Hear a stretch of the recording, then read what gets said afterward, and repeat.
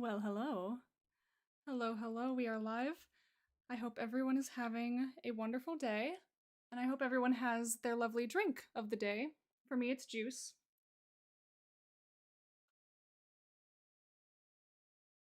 It's crayon tropical. I think it's pretty fancy. My little mug says, "You're doing great." Speaking of doing great, I hope everyone is doing great. And don't mind me, I was just looking at the New Year's resolutions page before before starting my live. I'm still working on that article, by the way.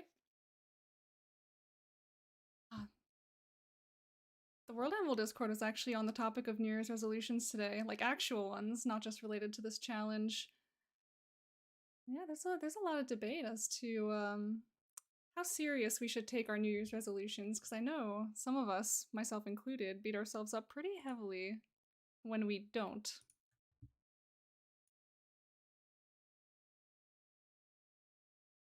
But anyway, we have 5 more articles to read today, which means 5 more drawings to do today. And I've taken a little peek. I've taken a little peek at all of them. They're all good. More art! More art, more art. That's what I'm always saying. So, we have Stellar Ascended today by Usurper Kings, Zombification by Game of Tomes. We have Shadowbound by Gibraltar. We have Magic Drain by Sable Aradia. And Red Hair by ECC Books. It's a good collection. Oh, this is a sorry, Game of Tomes. That's not the author, is it? No, it's Moonflower Writing. You feel called out? Yes, of course. ECC Books, hi! Thanks for tuning in. Thanks for the follow. I feel a little bit called out by the article too, but I'm not quite as red as I usually am, so.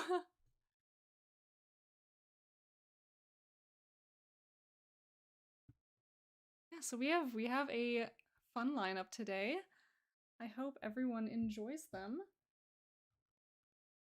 Let me set up my little art screen for once I switch over. Hello everyone. Hello ECC Books. How are you? I feel like it's been such a long time since I've seen you. I mean, it has. It's been several months, right?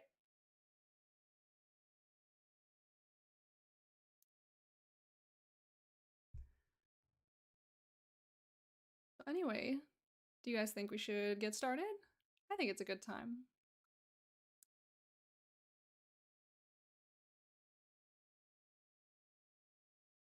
So, I don't know if Usurper Kings is here at the moment, but I was asked to get this one done kind of at the beginning of the stream, because they might have to go.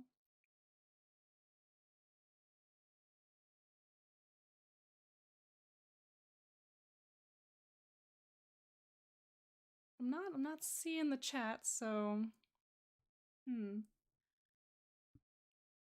could jump over to another one for the time being. I don't know if people are gonna filter in. I don't know if people are just running late, but it's no big thing. We can start with zombification. That's no problem with me. Oh, zombification. Zombification occurs when a non-fatal wound is infected with Curse of the Undead. This illness will begin spreading throughout the body within hours, but the incubation time can take up to a few days. And I love the little Hero Forge arts. Oh, feet. Transmission and vectors. Zombification is transmitted via open wounds that are contaminated with the Lateromantic spell, Curse of the Undead. If the infected dies before the illness completes its course, the effects are accelerated, and the infected raise as a zombie within seconds. Otherwise, the infection is fatal after 6 to 12 hours of symptoms. So it works quick. Works quick if they die. Oh, Yes.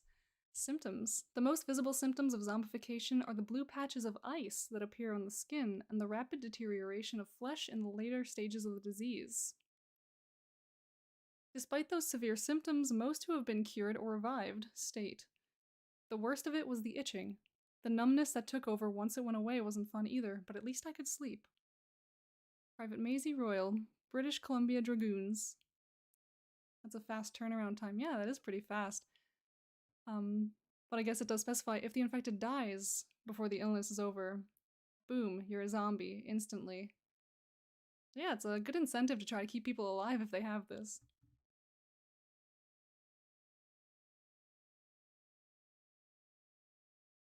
Documented symptoms include Stage 1 early stage symptoms last 2 to 4 hours. Extreme itchiness, uncontrollable scratching, uncontrollable shivering, and sore throat. Oh, I know this whole thing is like a couple hours.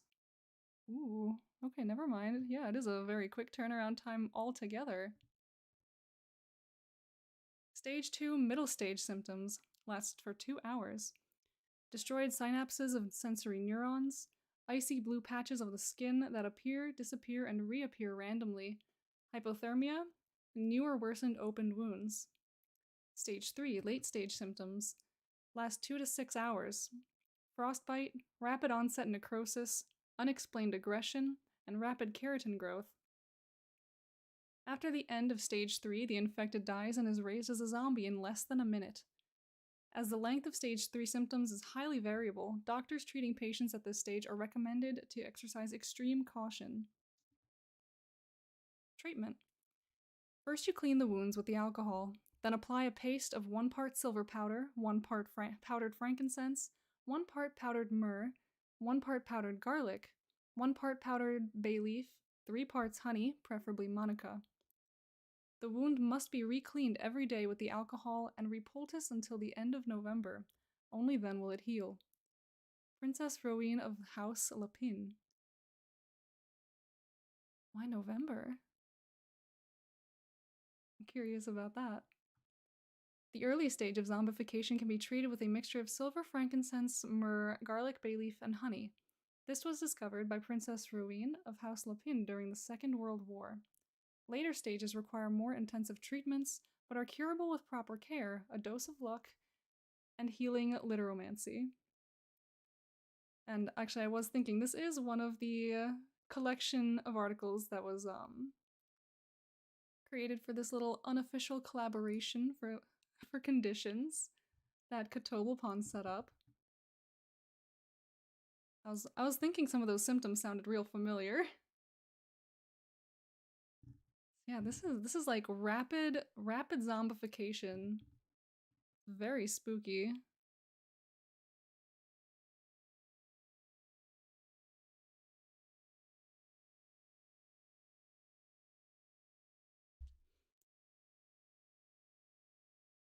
I'm just reading through a couple of these parts again. Trying to see what inspiration I can draw to make this very visual. A lot of icky frostbite.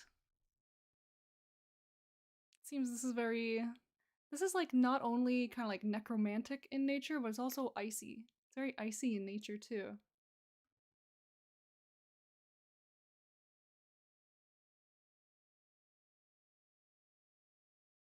We love some good frostbite. And so let us go to our handy dandy art screen. And what do we want to throw up here on this screen today? It's always a mystery until I just kind of find a groove and get into it. This is the first one of the day, so it's kind of like a warm-up.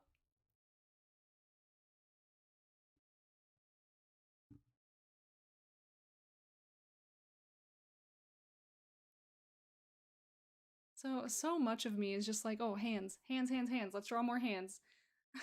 We're keeping up with the little Turing test that we've been on this whole...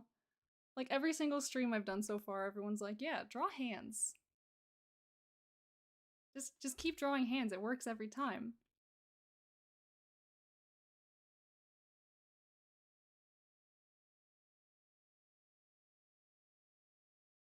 always draw some the Turing hand. Yeah, there you go.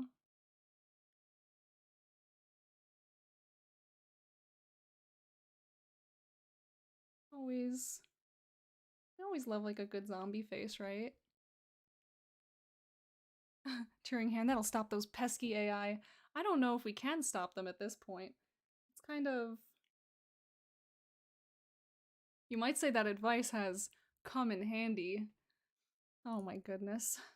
Oh my goodness. You're too much. You are too much.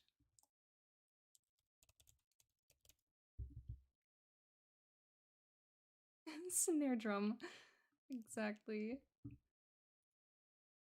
Listen, I'll complain, but I think the puns are funny, so...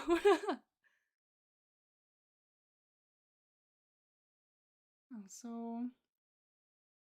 kind of... half frosty face, half still human. I was gonna go for maybe like some kind of like almost view of a person, and like maybe if we're gonna stick with the hand thing, like, oh, maybe they're a little frosty. They're a little upset that they're frosty. Oh, please stretch. Got their hand kinda rubbing on it, like, this ain't good.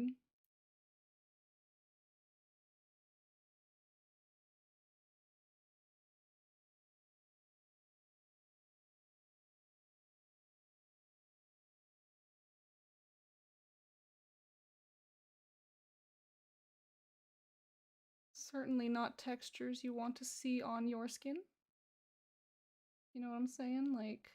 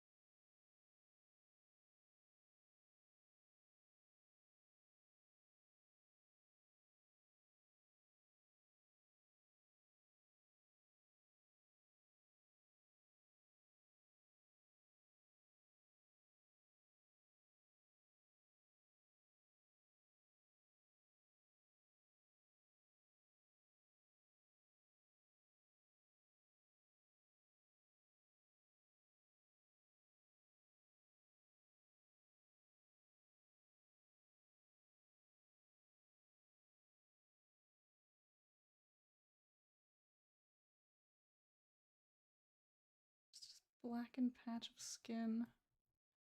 We're getting all frostbitten and it's no good.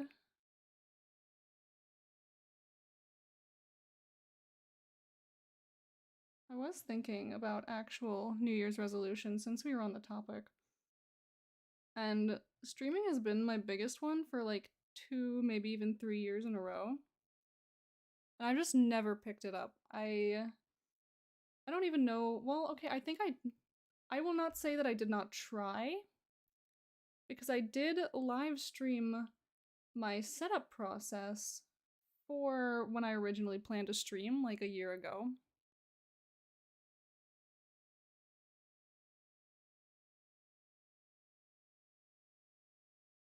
But then, silly me, I did this really fun thing where I set everything up and then I never started to stream.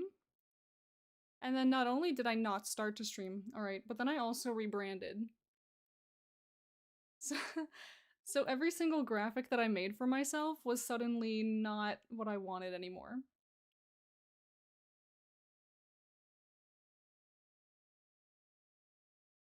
And we can imagine how, it was a little demotivating for the whole streaming thing, but to be fair, when I did that, I wasn't really thinking about the streaming anymore.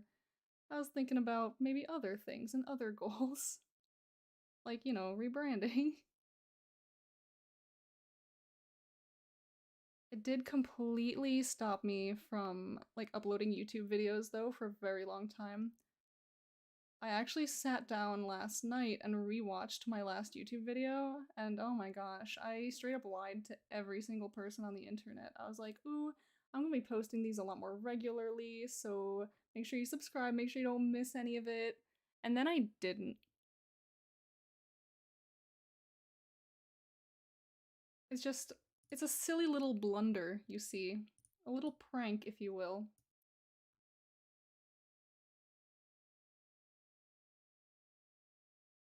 I think we've all been there. I think we've all decided we want to do things and started maybe started doing those things. And then it just kind of falls apart and you do other things in the meantime. But we came back to it, right? We came back and now we're here.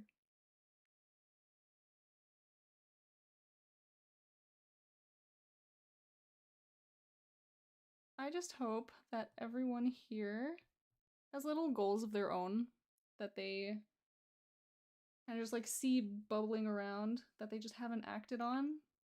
Maybe just, you know, go reach for them, go pluck them out of the sky. Sometimes you just need a tiny little push to do it. I needed like a big push. I needed like a bajillion gigantic pushes to do it. But I got there in the end, right? Oh, that was not good.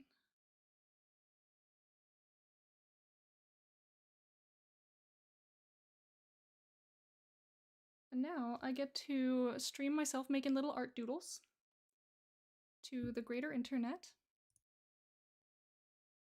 And I hope people enjoy them.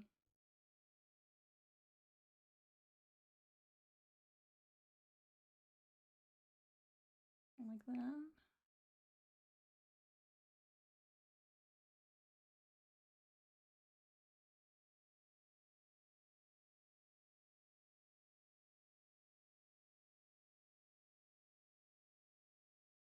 It's definitely a human amount of fingers, but I don't know if it's a human, like, positioning of fingers. Dinner time, back soon. Oh, have fun, enjoy your dinner. Bring me some, like, email it to me.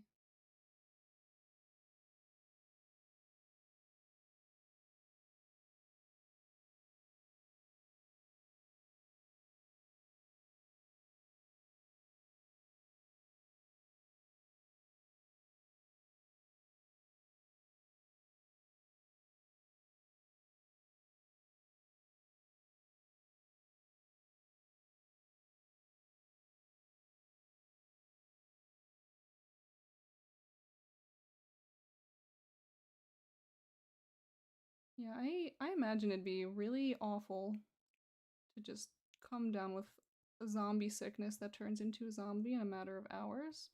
Or at all, frankly. I don't think anyone should want to become a zombie.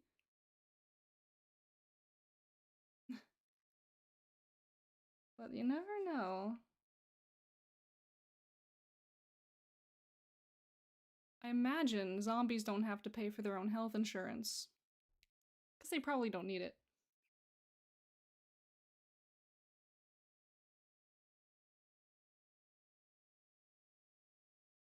Do zombies get dental?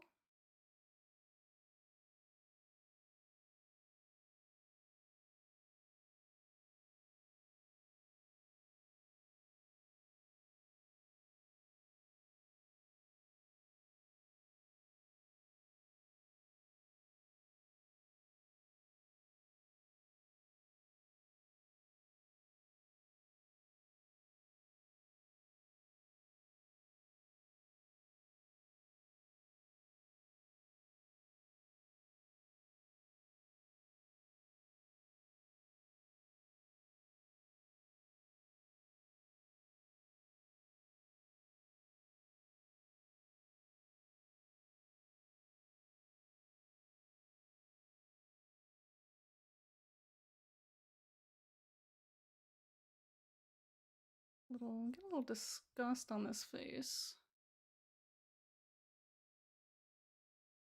I don't know how that reads, but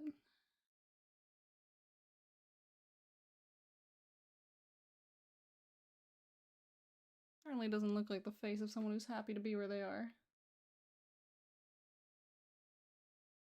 And again, I reiterate, this entire article reading thing I've been doing has just been a big theme of people having really bad times, and I'm just making little artistic representations of what part of that might look like.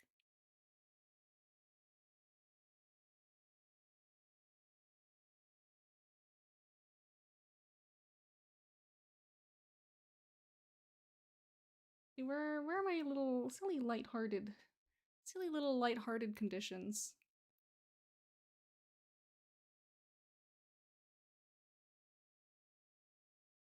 Uh, and don't let me saying that make you think that I don't enjoy these. I really like the icky gross things too.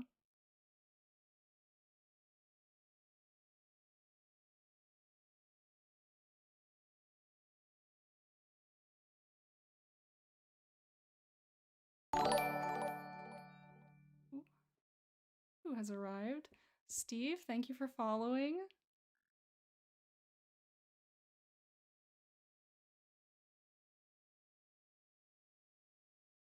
A little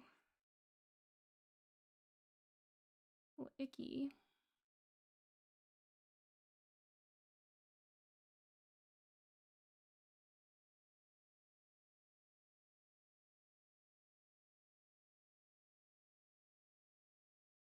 Gosh.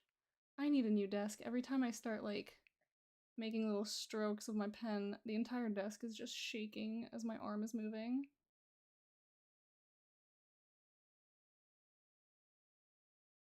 That's just life.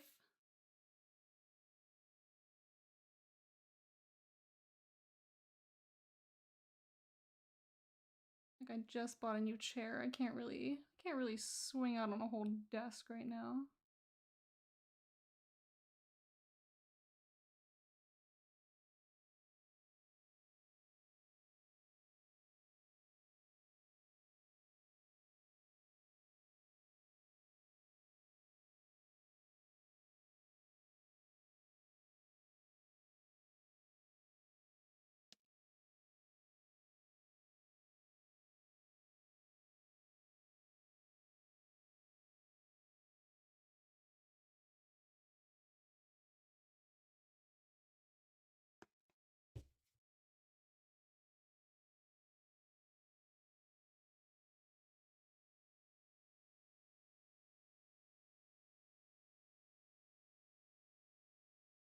Excellent, excellent.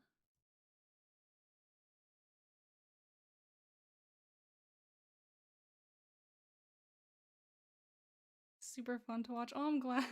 I'm glad you're having fun watching this. I'm really having fun doing these, actually. It has been, honestly, it's been such a long time since I've sat down and done like little sketchy drawings like this.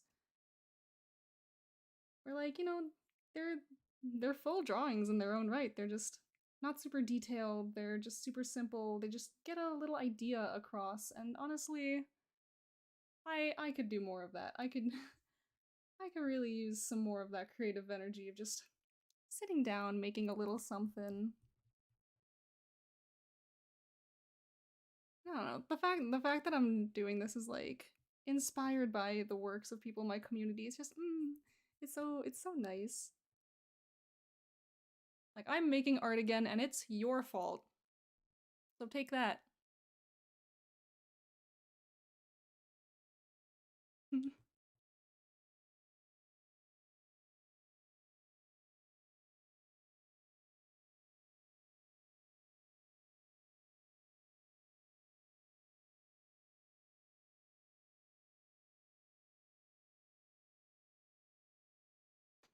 Hello from the Vault of Incarnates. Hello, thank you for joining me during raid.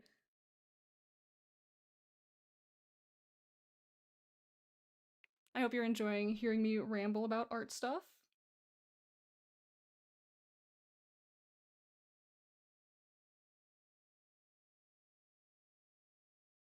Oh yeah, and as that second part of your statement, ECC books, yes, definitely watch more art streams. Some of them can be mine, some of them can be others. I know Evan Blair Art does a lot of streams, and Honestly, Evan's art is fantastic.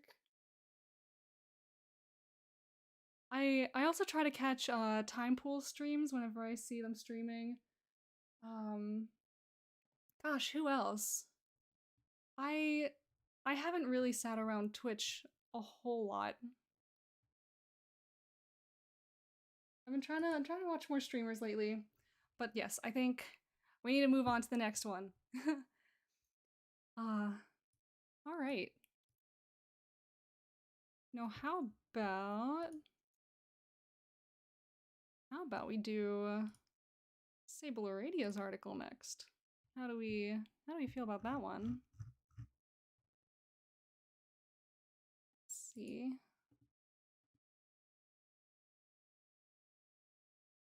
Go back here.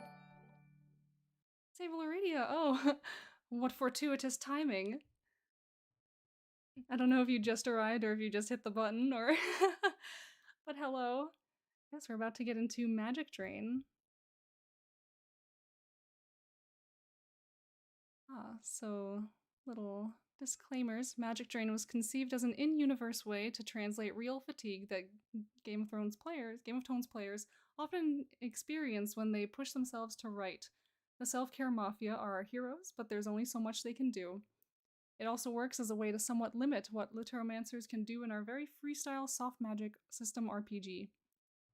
Content warnings for medical conditions and treatments. Magic drain is a physical condition caused by overuse and overexpenditure of magical energy. Its symptoms include caloric and electrolyte depletion, exhaustion, physical weakness, headaches of varying severity, and inability to summon magical energy for extended recovery periods. In severe cases, it can lead to seizures, nerve damage, organ failure, or even death. Transmission and vectors.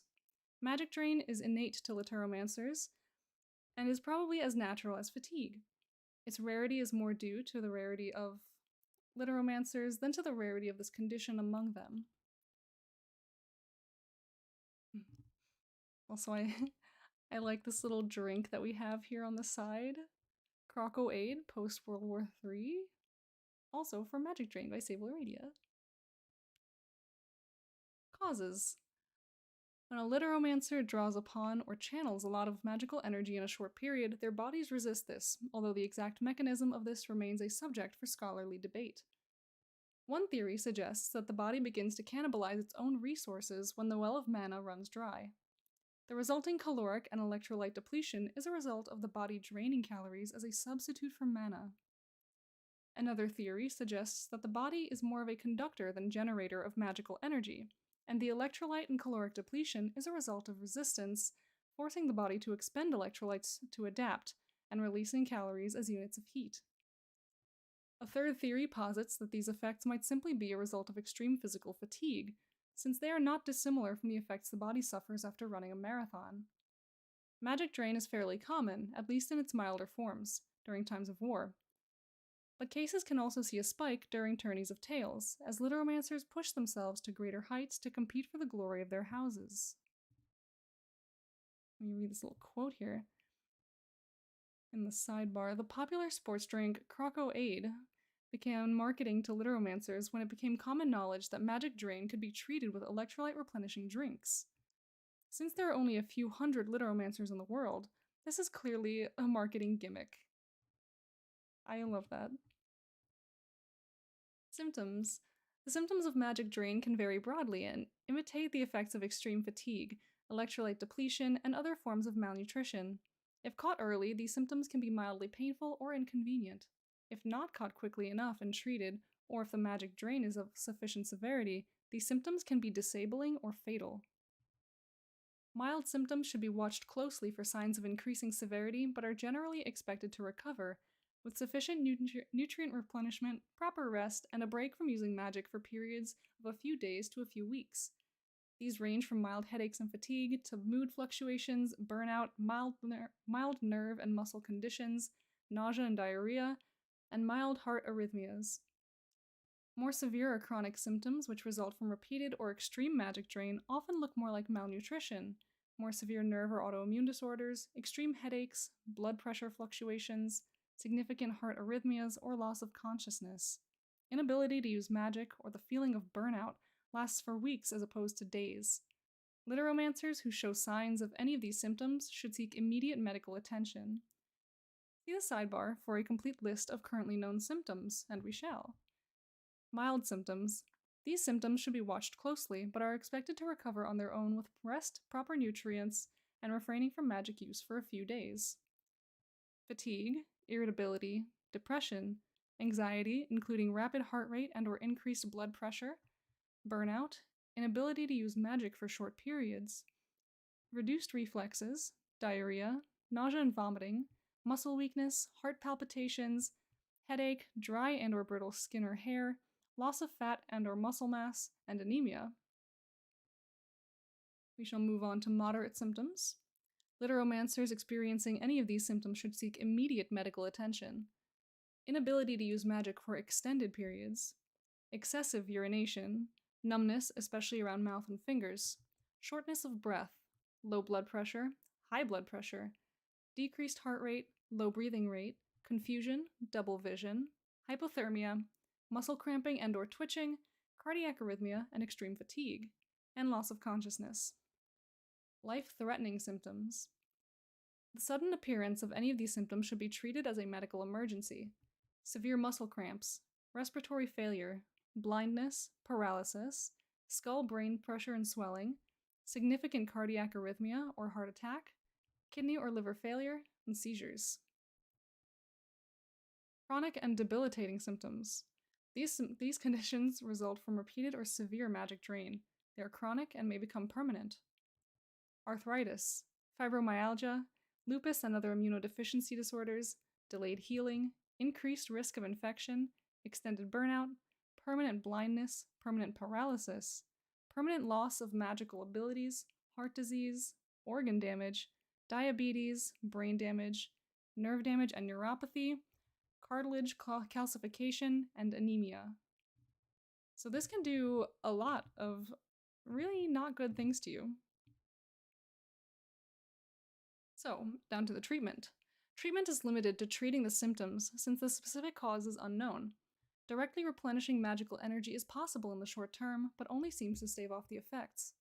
Further, in some cases, trying to replace a lost magical energy can put additional strain on the Literomancer's system and is therefore contraindicated.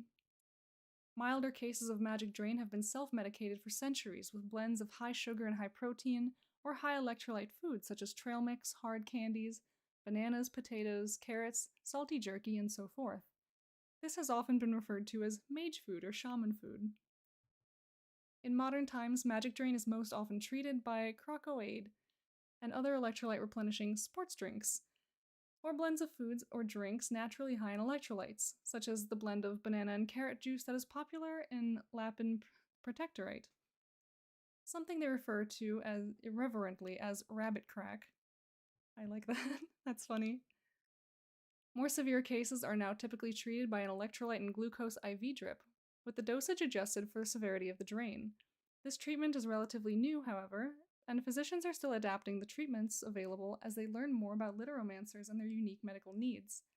Immediacy of receiving treatment, even in the worst cases, can lessen the severity of the symptoms and make the difference between life and death.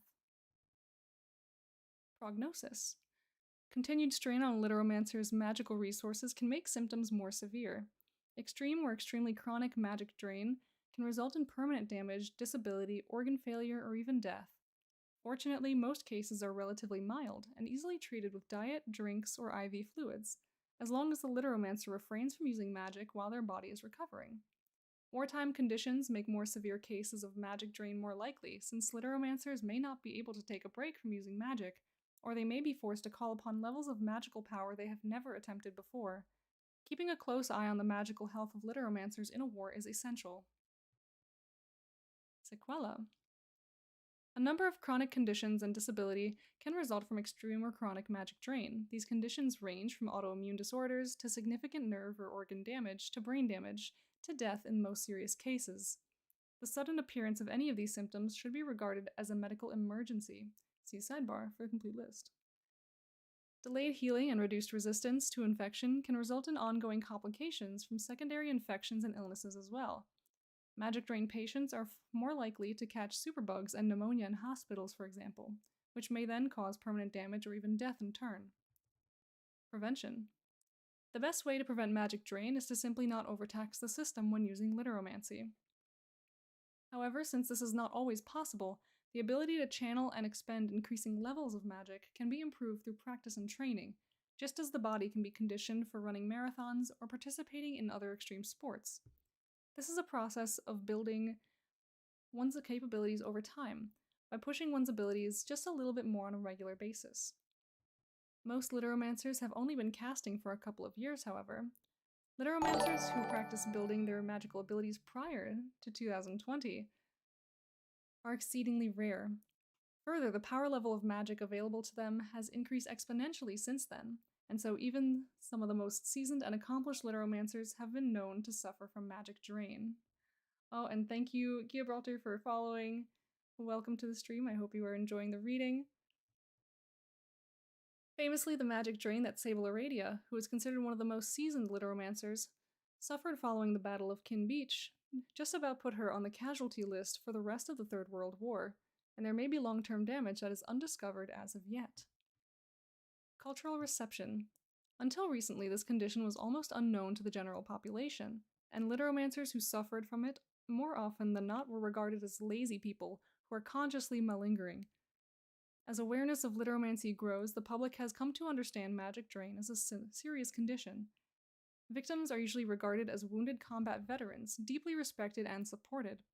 Literomancers who overextended themselves in situations that were not life or death, however, are often teased by their peers for their foolishness.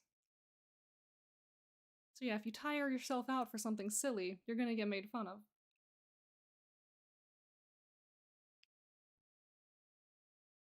So that's cool. I do enjoy seeing how people, I'm gonna say, nerf their wizards in their different worlds and different systems. What happens? Basically, I looked up all the possible effects of severely depleted electrolytes and added them. Yeah, so yeah, as it turns out, using all of your magical energy drains you physically, which I think makes perfect sense. This is a great article. It's super detailed. It really goes into not only what this does to you, but also how other people see it. I do like the cultural connections in these articles. It's always very good, very good. So now, I am quite inspired to, like, what if we, so since these little drawings are meant to be inspired by like RPG icons, I almost want to just make a little icon of one of these electrolyte drinks. And this is the little item that they would have in their inventory to help stave off, to regain their mana, if you will, in game terms.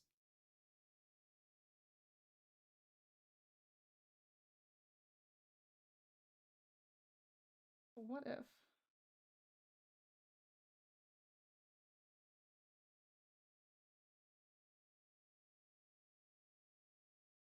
Let's kind of sketch something out real quick.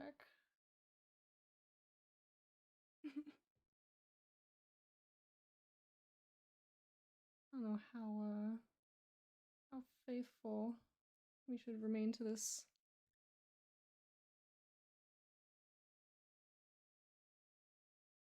design here that's been created for you. It is quite nice. I do.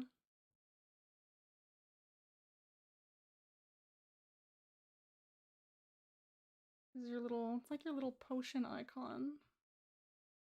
Like you're crafting stuff in World of Warcraft and you just come up with this bottle.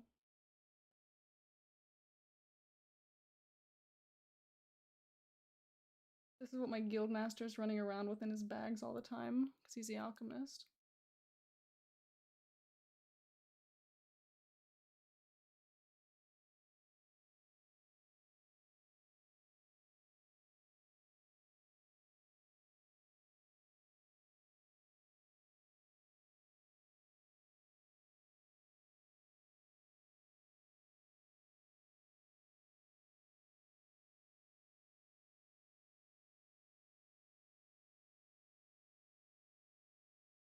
Sometimes my life would just be easier if I turned on like a symmetry filter, but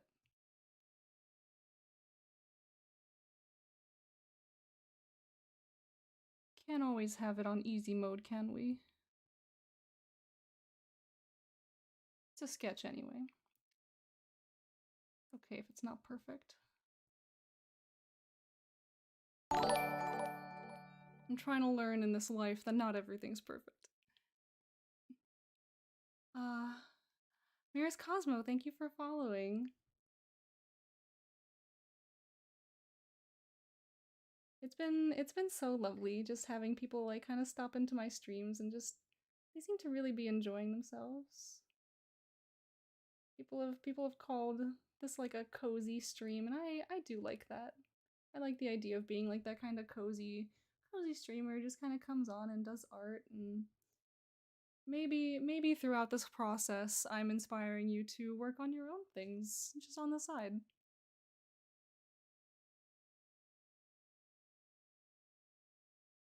What if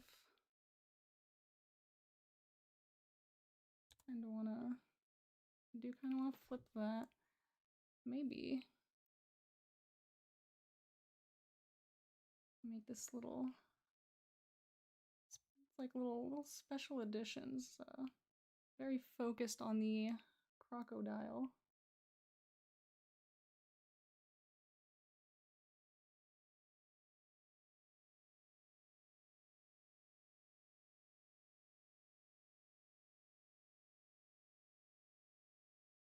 Pardon me, I haven't drawn a crocodile in probably ever. A little too happy to be that particular mascot. Give him angry eyebrows.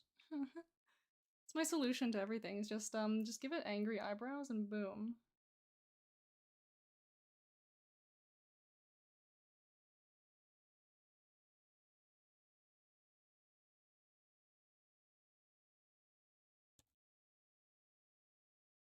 Oh no, I played myself.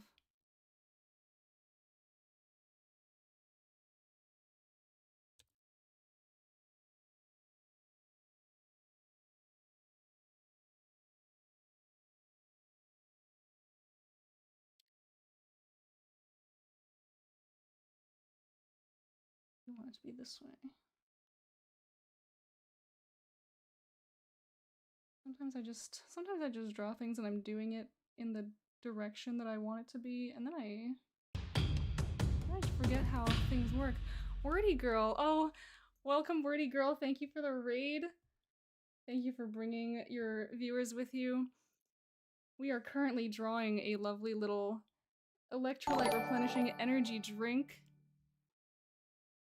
that helps stave off Sable Radia's magic drain. Yes, Katoypoi, hello, thank you for following. Flavio Sousa, thank you for following as well. Greetings from Portugal, hello, welcome. Isn't it super, wait. I don't know what time zone you're in. It's like earlier there, right? Or is it later? Same time? Almost 1 a.m. Yeah, okay. Wow, I am bungling my geography completely right now. Wordy Girl, hello, I tried the raid. I think it worked. Yes, it did work. Hello, welcome.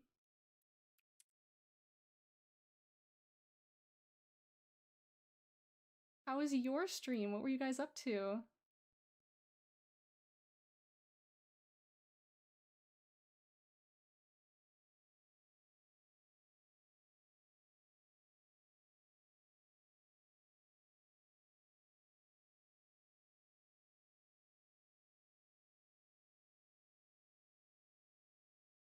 I just got eerily quiet. Oh, there we go.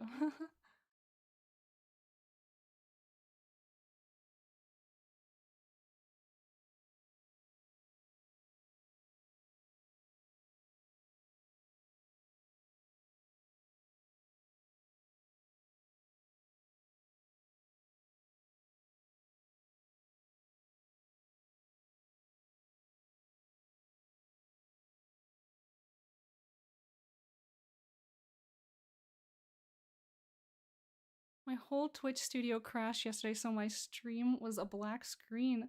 Hopefully I'll get things back up and running for next week. Oh my gosh, I'm so sorry you're having all these technical difficulties. Honestly, that's so frustrating, especially when you can't do anything about it yourself. You just have to figure it out on your own time. We get so excited about, like, you know, wanting to do stuff, and then it just doesn't work out, and we get so upset.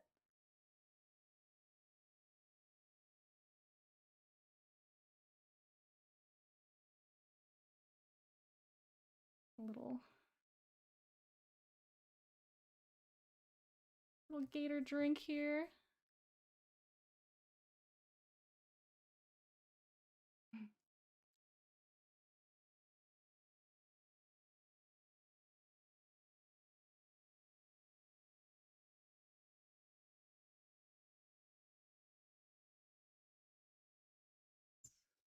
Oh, too much there.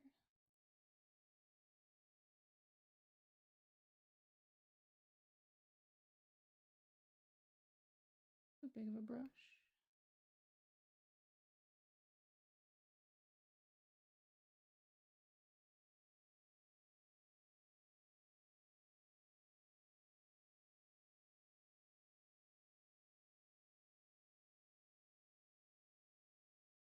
I like the art, by the way. Oh, thank you. Yeah, I just really like doing these little sketches. I kind of want to just like keep making them forever. I mean, really, what's stopping me? Nothing, right? This is just what I do.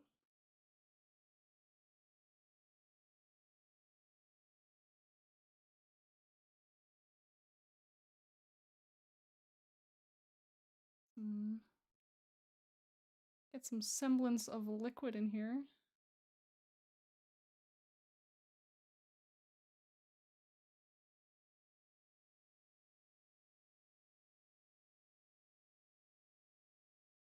May not be perfect, but it sure is.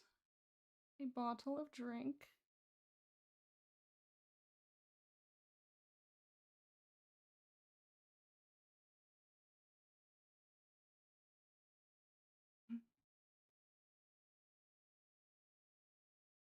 Yeah, so I hope this is a good representation of this lovely, lovely exhaustion staving drink. Couple details here.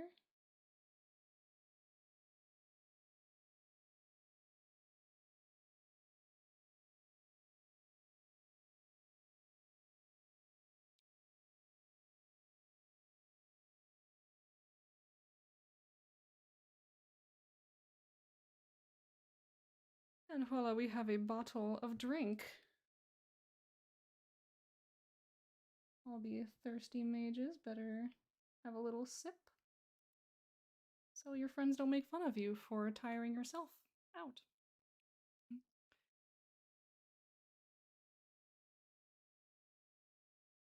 All right. Which article shall we now read? I wonder. I think we shall move on to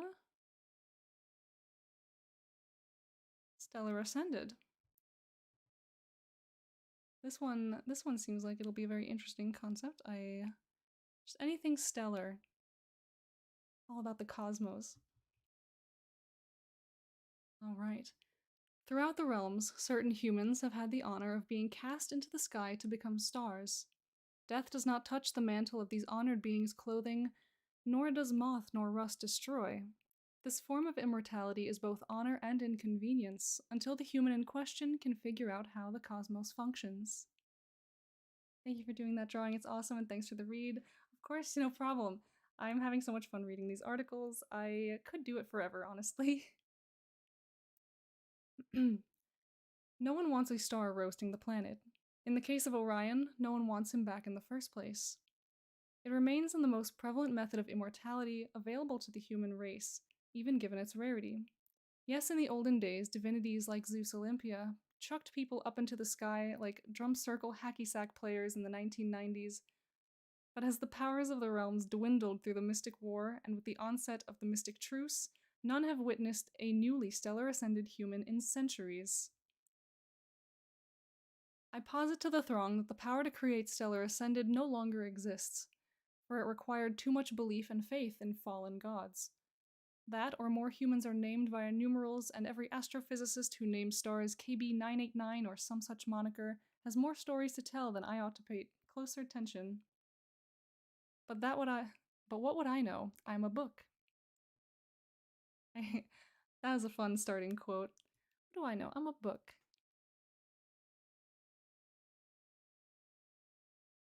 Transmission and vectors. The breath and intent of enough gods to see the deed done. A strong throw. You think I jest? How else do the gods get a body into the vault of stars, while it metamorphoses into a stellar body? I like the tone of this article. This book is talking to us and it's being quite sarcastic, I feel. Causes. Usually either deeds worthy enough to be remembered, or one heck of a whoops, sorry about that, here, consolation prize. Symptoms. Immortality. The insatiable urge to shine and conflagrate in the heavens. A certain affinity to magic. Astral travel. Prognosis. Turning into a star in the heavens with a certain ability to take on a human form once in a while. Interesting. Hosts and carriers. Psyche Orania Aurea, the Pleiades, and Orion. I kind of wish I had more details on who these people were, maybe some links, maybe some tooltips or something, because I'm a little bit clueless. Prevention. Be forgetful or rude. No deity, spirit, or principality will go to the trouble of transforming someone into a living star if they're mundane or worse, a jackass. Cultural reception. These are stories folk and humans remember across eons. There is a reverence to the stellar ascended, which is seldom found elsewhere. Alright, and that article was short and sweet, but I really enjoyed it. I thought the tone of it was just, it was humorous, it was good. I feel like this was like an in-world description of what it meant to be a stellar ascended.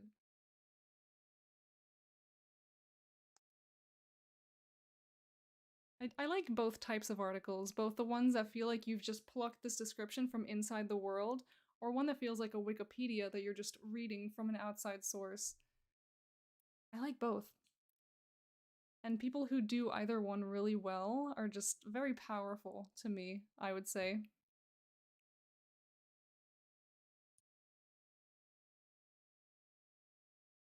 So this one's a little tough. I'm not sure exactly how I want to kind of show this one just in art.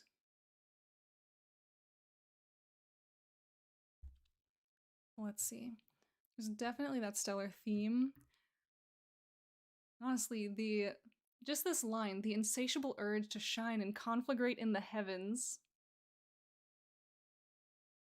I didn't submit a condition article. How are you judging yours?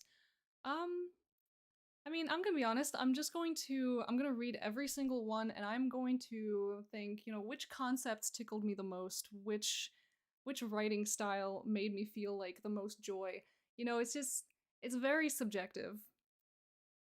So really anyone could take it because there are so many good articles in this lineup. I'm only halfway through at this point.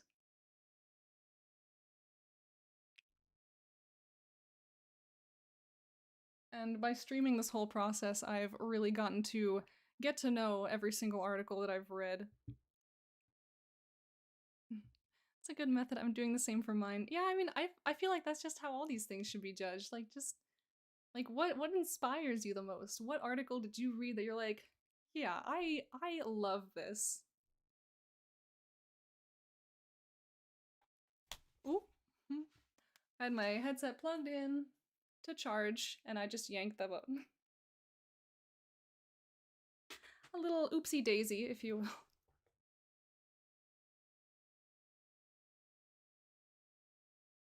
Anyway, having a less than graceful moment.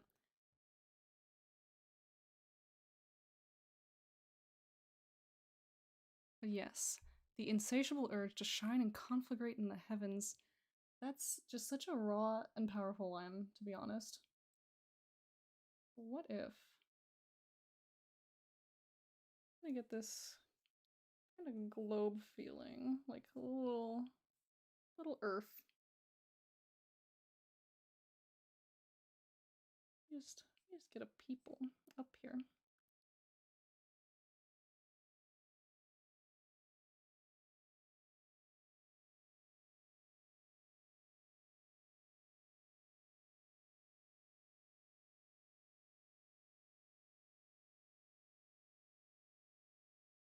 You know, there was a line in the introduction of this article, actually, that I found really funny. This form of immortality is both honor and inconvenience until the human in question can figure out how the cosmos functions. Like, these gods literally just pick you up, they pluck you out of the world and go, yeet, and they leave you to figure it out.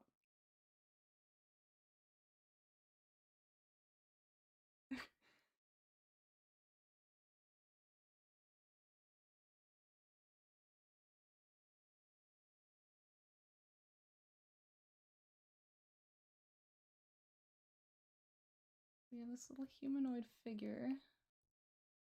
Maybe I don't want to block that out in...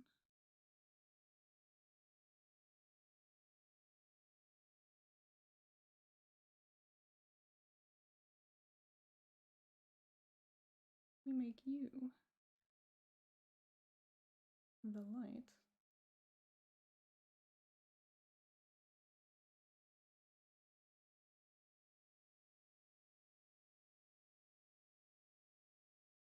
I do think it would be very inconvenient if someone just suddenly turned me into a star.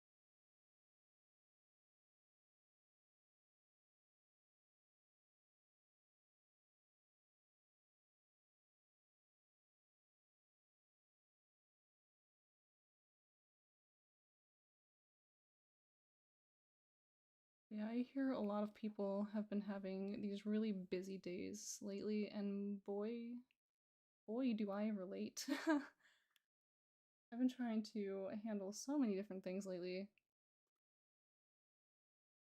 I'm just trying to get through this life, survive, you know, do some adult things.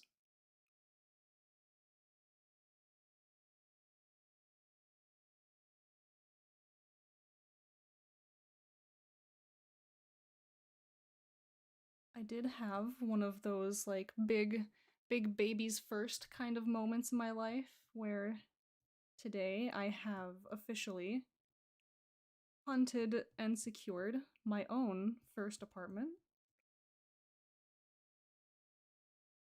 Every place I've ever lived in before that has been, you know, like someone else's place first, or maybe someone else did all the work and I just happened to be on the lease. Thank you, thank you. It was a very stressful situation, actually, because I found out that I had to secure a new place before the end of this month, and I found that out like last week. And in this economy, that's a big ask. I got lucky. I certainly got lucky.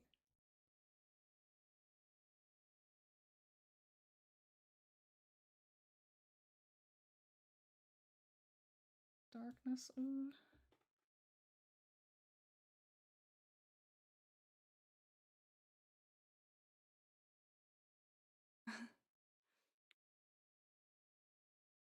I was excited when I got my house and it was a bit stressful. The economy also. Yeah, it's really rough when you're doing anything, frankly, related to housing. Just like rent on its own, even if even if you're not in a rush, it's deeply questionable at this point. I'm glad it worked out. Yeah, me too.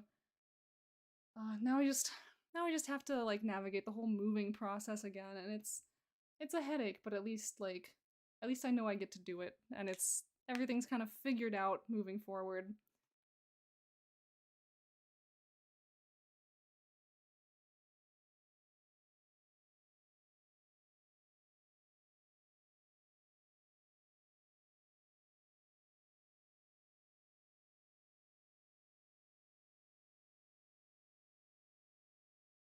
Yeah, so here we see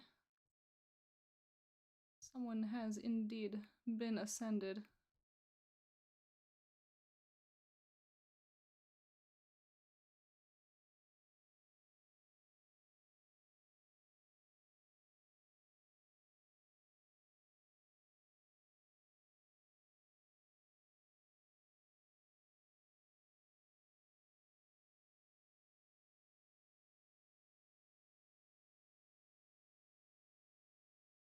Like, it could just use a little more pizzazz. Maybe a little more bright. Ooh.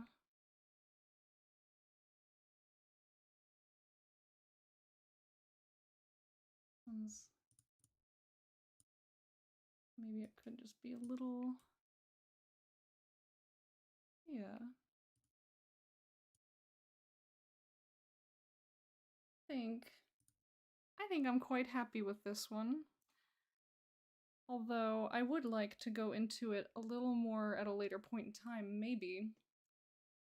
Well, I'd like to go into basically all of these at a later point in time and really just make them into proper icons. Maybe not make them like these big detailed illustrations by any means. That is reserved for the prime winner. But I do have the idea of just like turning all of these into like actualized like RPG style icons that, you know, that's an art style that I've wanted to try to get into for a long time.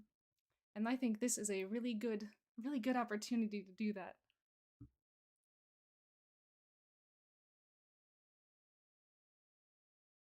All right. So who do we get to next? You know, I'm thinking maybe it's ECC Book's turn. And oh no, I'm like covering up. I'm covering up some of this artwork. I do always enjoy the images that ECC Books puts into these articles. They're very cool.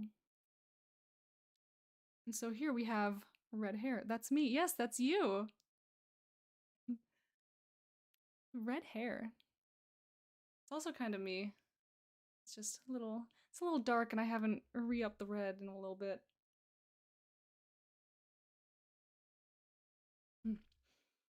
You'd find it easier to be bad than good if you had red hair, says L.M. Montgomery in Anne of Green Gables.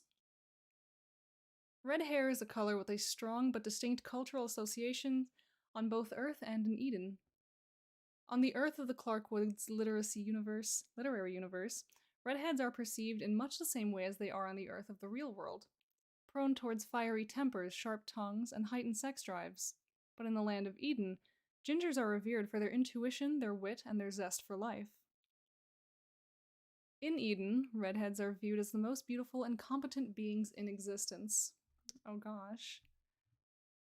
Once in his life, every man is entitled to fall madly in love with a gorgeous redhead. A quote from Lucille Ball. Causes. What causes red hair?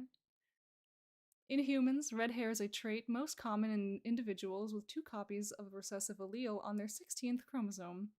Although twice as common on the Earth of the Clarkwoods literary universe as on the Earth of the real world, perhaps owing to the author's fondness for the trait, redheads remain rare.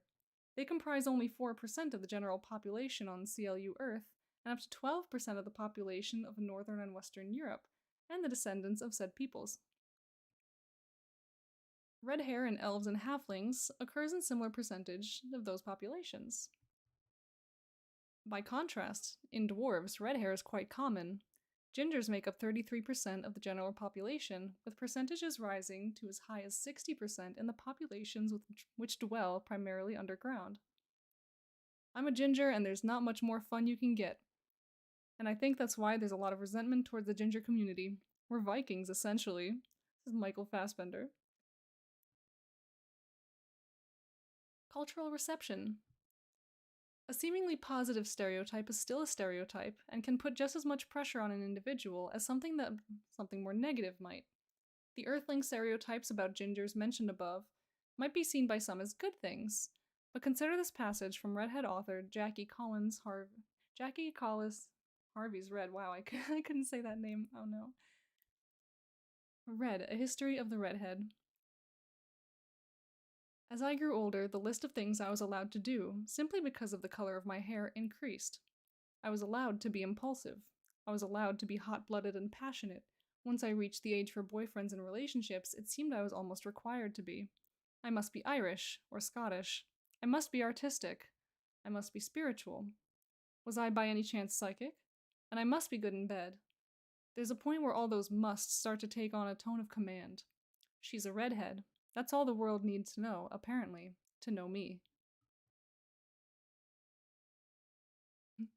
Fun article. Yes, this is a very fun article. Because the trait remains almost as rare on CLU Earth as real-world Earth, the pressures faced by redheads to fulfill seemingly positive cultural stereotypes remain. And they face, and have faced throughout history, the same prejudice and discrimination as their real-world counterparts. During the medieval period, redheads were believed by many to be afflicted with a beastly sexual desire and moral degeneration. In Spain and Italy, during the same time frame, people of red hair were identified as Jewish and isolated for persecution. Even into the modern age, redheads faced harassment and violence in certain places of the world. Stabbings, beatings, sex crimes, and suicides were reported in Britain and elsewhere. This is perhaps the one reason why so many Earthling redheads who find themselves refugees in Eden will do anything they can to remain in that purgatorial paradise. I like redheads. Their mouths are like a drop of strawberry jam in a glass of milk. Quote from Roger Sterling, Mad Men. In Eden, where sapient species from across the most recently collapsed universe gather to decide what's next for reality, redheads are far less rare. And so, while still uncommon, they are not judged in quite the same way. Perhaps owing to the halfling veneration of the copper-headed Glinda the Good, and the fact that halflings, as the only species to remain in Eden permanently, are the dominant form of intelligent life here, gingerphobia and gingerism are not tolerated. That's fun. And because of the continued heroic actions of the aforementioned Glinda, not to mention the goddess Eden's preference for appearing with flame-colored tresses, the land which bears the goddess's name is a place where redheads are treasured and studied, so as to heal wounds carried with them from places they originated, and loved. Loved most of all. It was like autumn looking at her. It was like driving up north to see the colors. Jeffrey Eugenides, Middlesex. That was a very fun article.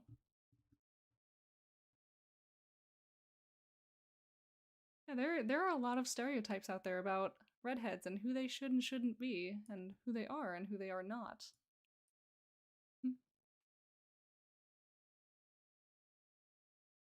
Yeah, and this is also just like a really fun take on the prompt of condition to begin with. Like it is the condition of being a redhead. It's chronic. It's forever.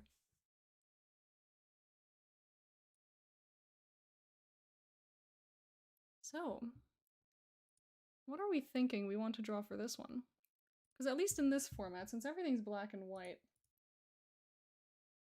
I can't exactly just slap red hair onto the canvas and say, boom, we are finished. Not that I'd want to, that seems like it'd be a little bit boring.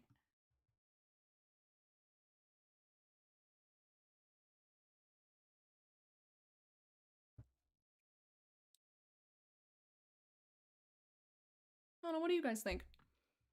What might be a good little icon representation of the contents of this article?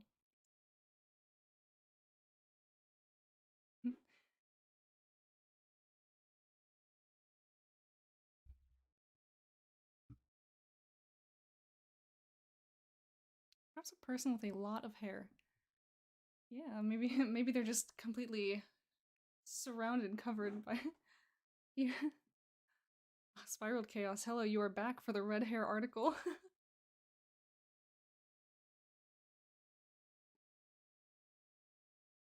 You know. Do I know? What do I know?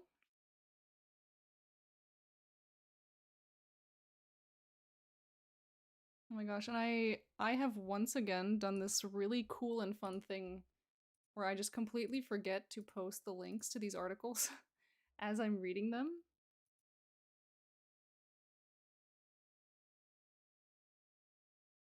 Oh, black and white figure with a streak of red for the hair. That could be fun. So I'm just going to take like half a moment real quick before I start this arting. I'm going to just drop a couple links in the chat. Just, you know, pop these open, have them nice and handy. Here are the articles that I have read thus far. Zombification. We have Magic Drain.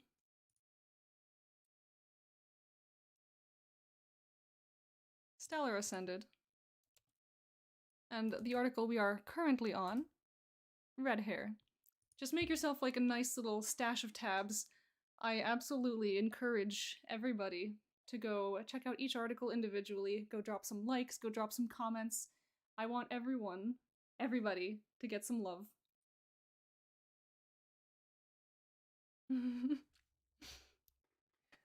Yes, just make an entire page of red curls. It will look like every selfie I've ever taken.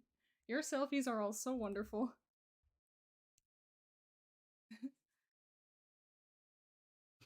And I just see pictures of you and it's it's either all hair or it's like no hair. It's like pulled back. Because sometimes, only sometimes can the chaos be managed. And even then, it's only temporary.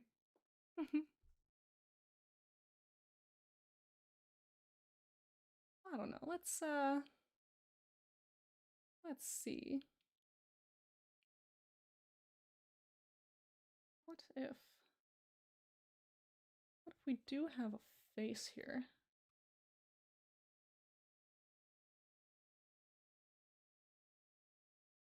Maybe a little half like this.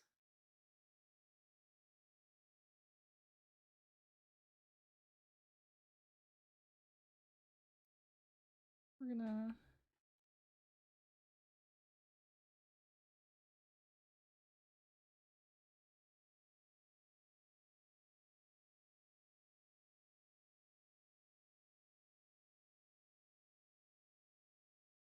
switch to my eraser.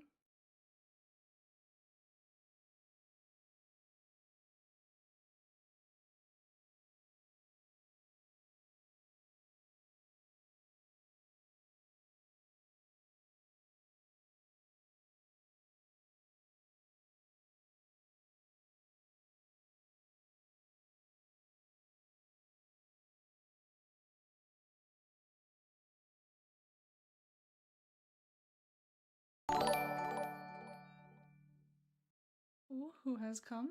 Varum, thank you for the follow.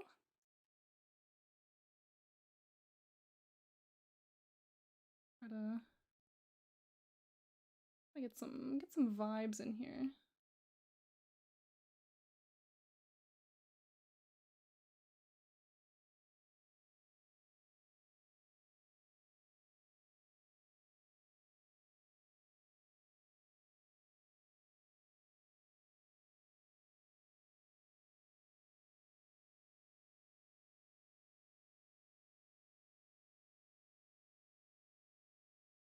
Maybe we do indeed have some little curls peeking through.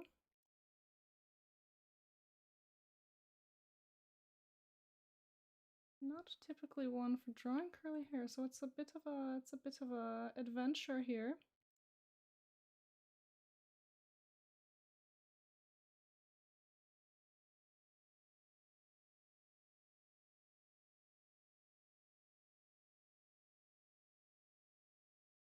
Hello, how has your day been? Oh, my day has been It's been very busy.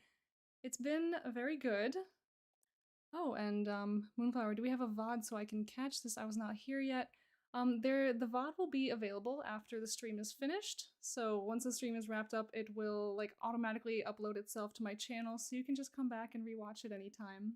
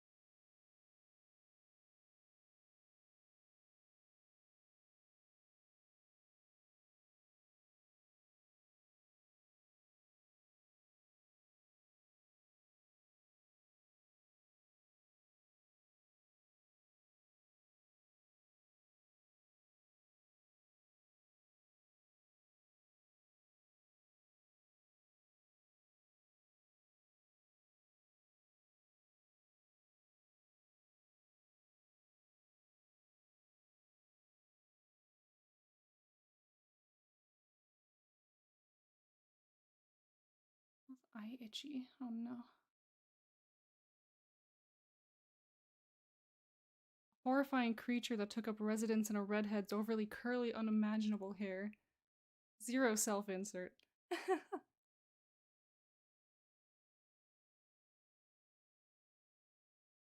Definitely not just you.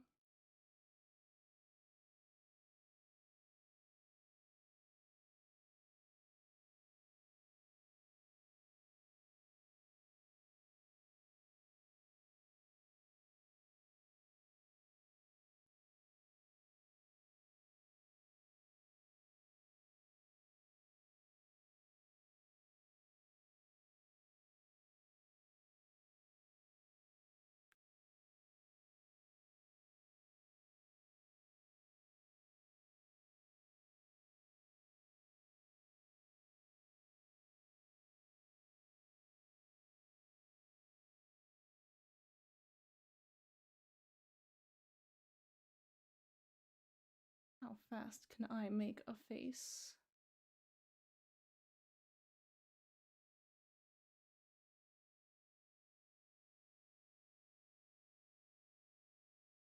Looks like a person, I would say. Did it have tentacles? Of course. Gotta love those squiddy boys.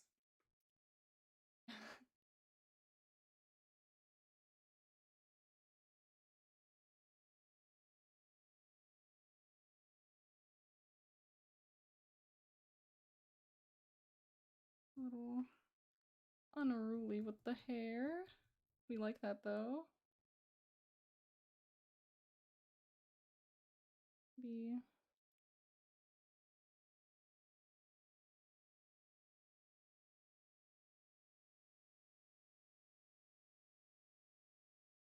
some light in here.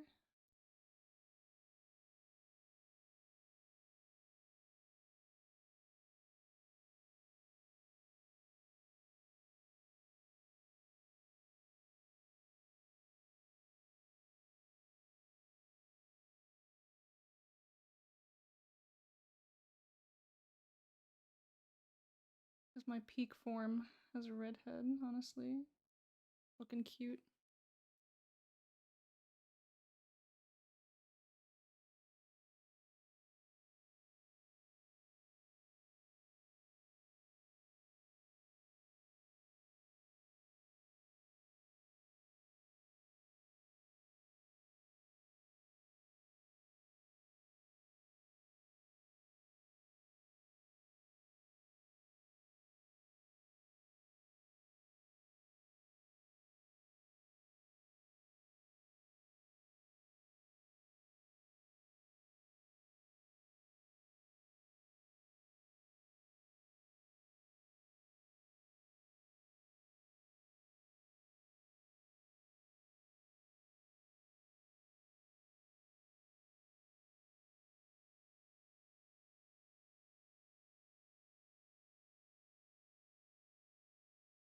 Just gotta believe in the process.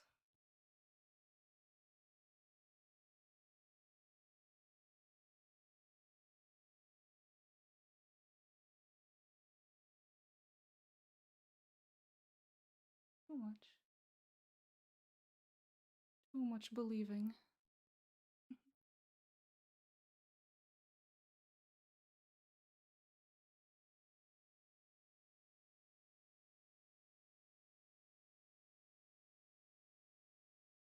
Oh, that's why everything's so bright. It's because it's still set to the color dodge layer.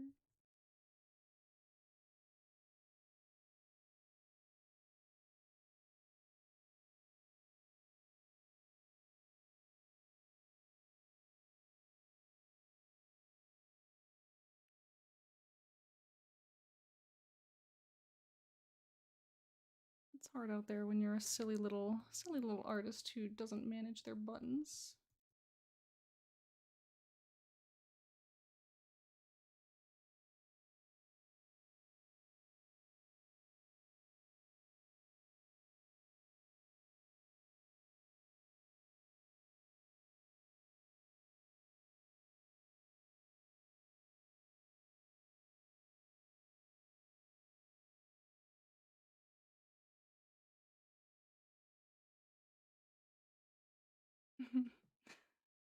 Definitely done that, forgetting to switch back to normal on a brush. You're not alone.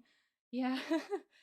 Sometimes you just turn settings on and you keep working with them like turned on to the thing you don't need, because for a while it seems like they're doing exactly what you need them to.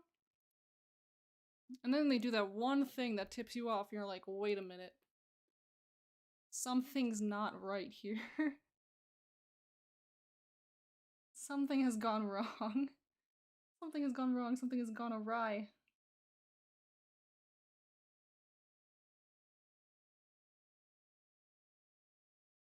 Luckily, it's not always world ending. But yeah.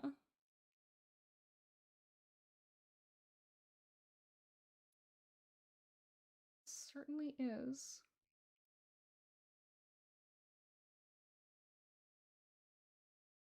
Honestly, what I imagine like a dryad of the wood to look like, if I'm honest with you.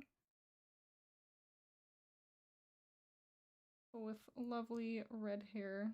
We can pretend it's red. We can like visualize it maybe. Potentially.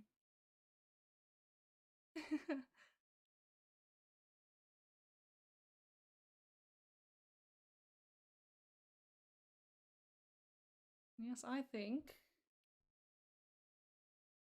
we shall leave this one at that. I'm glad that this no reference face turned out looking like an actual face. Sometimes it does, sometimes it doesn't. It's always a toss-up what you'll actually get. And we have one more article on our list for today.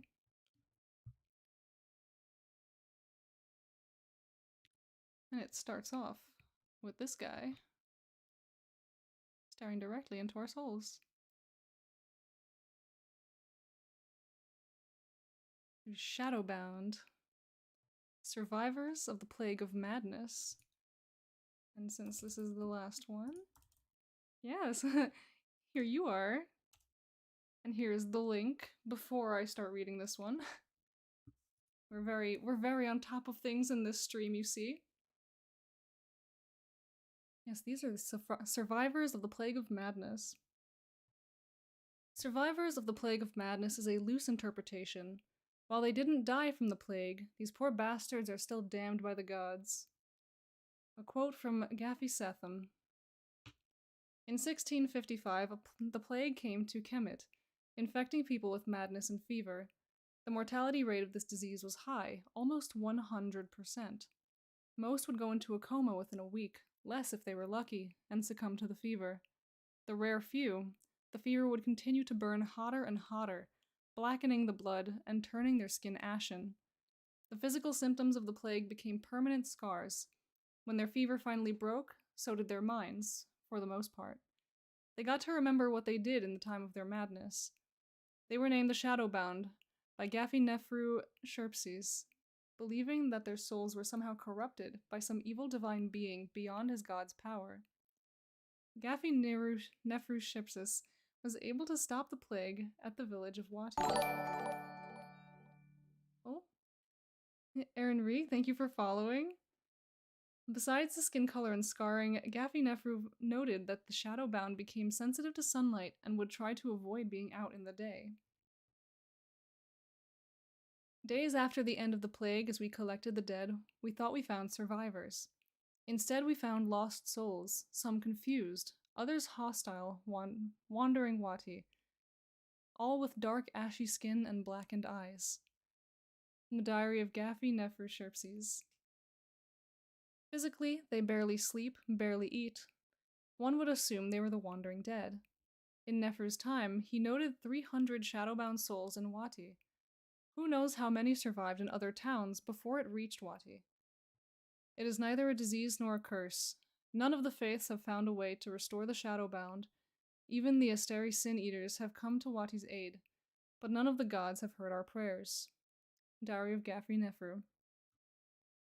Some feed the darkness and become criminals as they are unable to cope with what they did when they were in a fevered rage.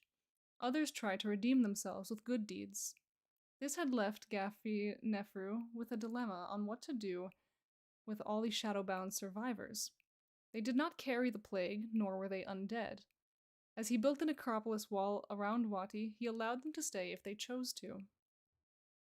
Hopefully one day we will find the source of the plague, and maybe through that, we find a way to restore the shadowbound. From the diary of Gaffy Nefru Sherpses. This turn showed a twist in the shadowbound. They didn't age, and somehow were immortal. A century later, the Wyab of Adis noticed that the shadowbound still lived in Wati. They continued with Gaffy Sherpses' decision to allow them to live like any other member of Kemet, provided they stayed in Wati. Now 1,000 years later, with most of the history obscured by stories or disappeared with the Hyborians. Some tales are considered the exaggerated shadowbound legacy.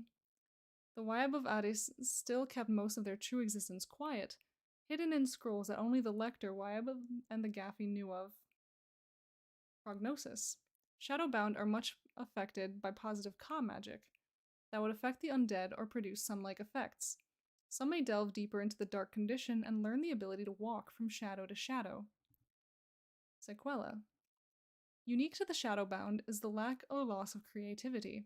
In interviews, they have found that the shadowbound were unable to use the crafting skills they had once before getting sick. Attempts in quality work only ended as crude creations. In one story, such loss, a sculptor who became shadowbound couldn't stand looking at any of his artwork, especially his. Or any artwork, especially his. He would go into fits of anger and smash his older works. This probably led to the adage of distaste for beauty. Ah. So this is cool. So this is the condition you are left with after surviving this plague. I know the names are hard to read, trying to keep up with an Egyptian-style world. Yeah, I'm sure if I knew exactly how that linguistic style worked, I'd be able to pronounce them a little better. I'm also just very tired, and so reading is not quite rolling off the tongue as well as I'd like to tonight.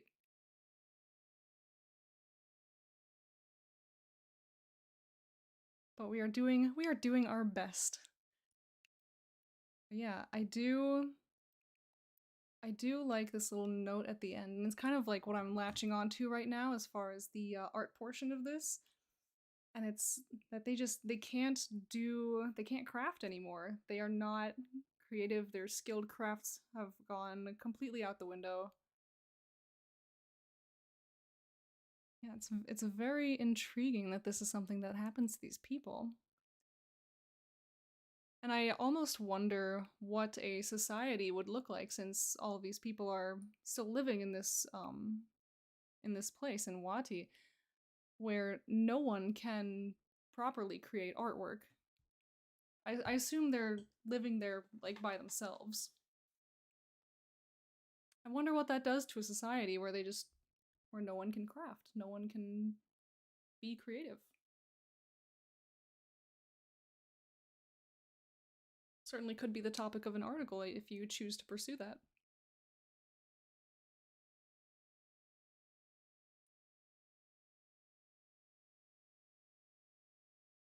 So,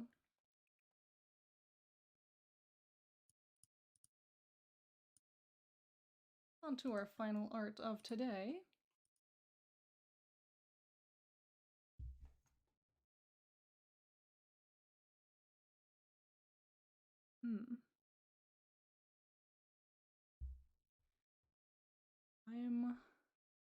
Let us think.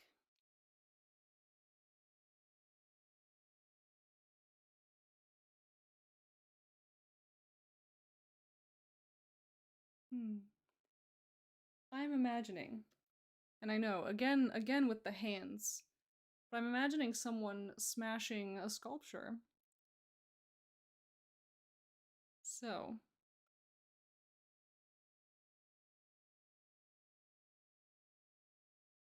maybe someone smashing, maybe someone staring at like a failed creation.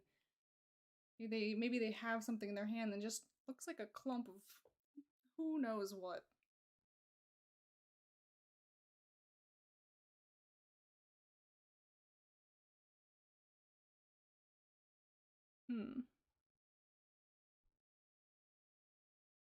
Lots of shadowing, I'd think. Yeah.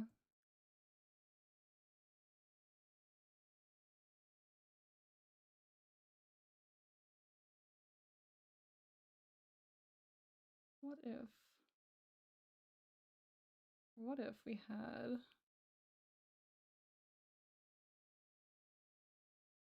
And bear with me here. Chisel here.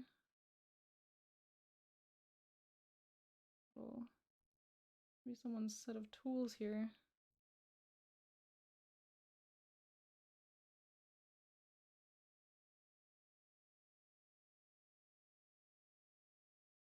Maybe just little stones. Like maybe the rubble of some failed art project.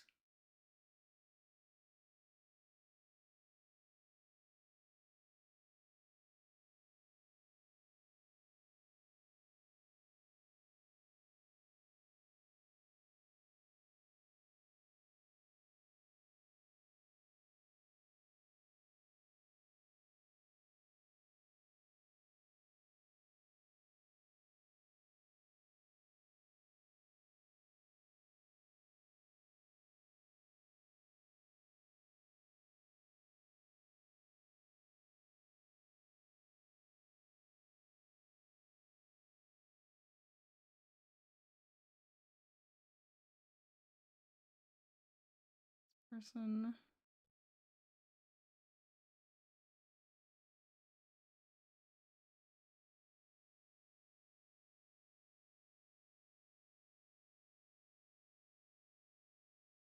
You ever have those moments where you just feel like you can't accomplish anything and you're just sitting there staring at your hands like, why don't you work?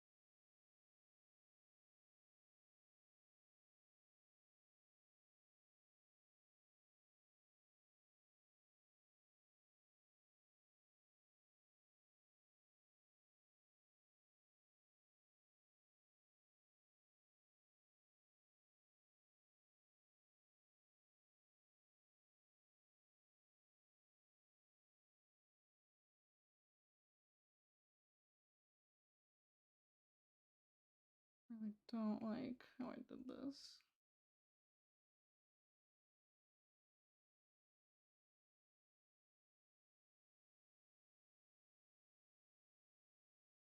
in particular. This is like weirdly lopsided.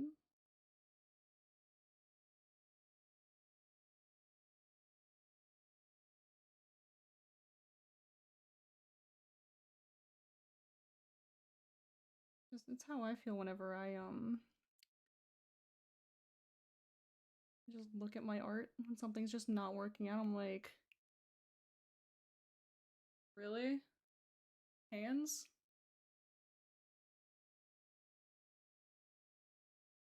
Like we trained for at least 4 years in a academic setting to not mess this up. Like explicitly how not to mess up this process.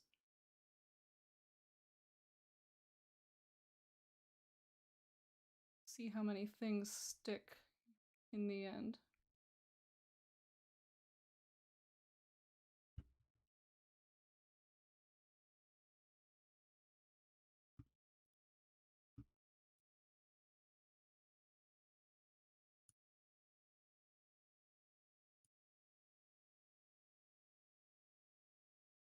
Looking at your hands like they're broken.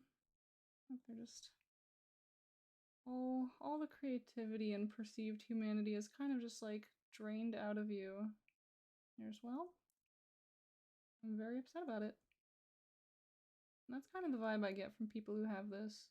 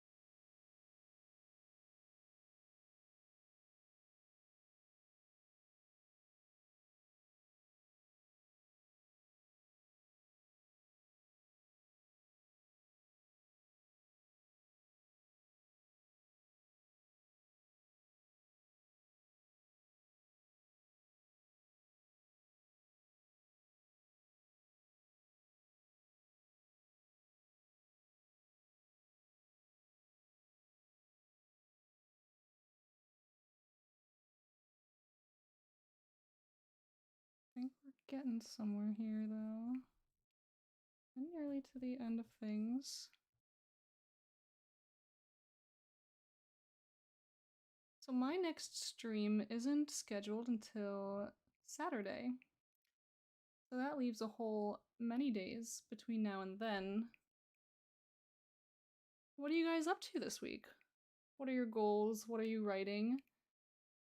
Is anyone still finishing up work that maybe you're gonna submit for the WorldAnvil World Building Awards? I know I have at least a couple things that I'm still trying to cook up for that. There's no real telling if I'll actually get there in time. What with this whole moving situation and all, my attentions are a little bit divided, you may find.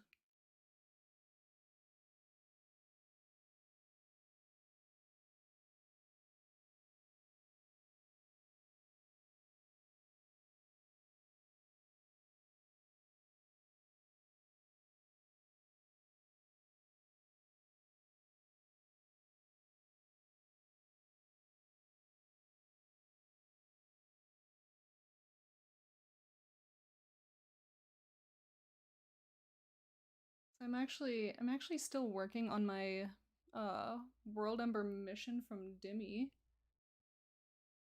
which I did get a start on during WorldEmber, but it's not really article based, and so it doesn't really count for that. So I didn't put a ton of time into it, or maybe I could have or should have. That's arguable. But I'm really hoping to finish it specifically for the World Building Awards. So I think it'd be just a really cool entry.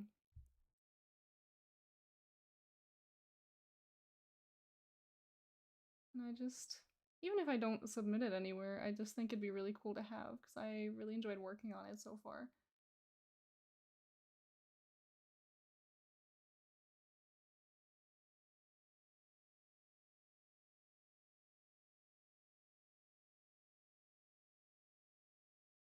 Still haven't gotten yours. You haven't gotten your mission?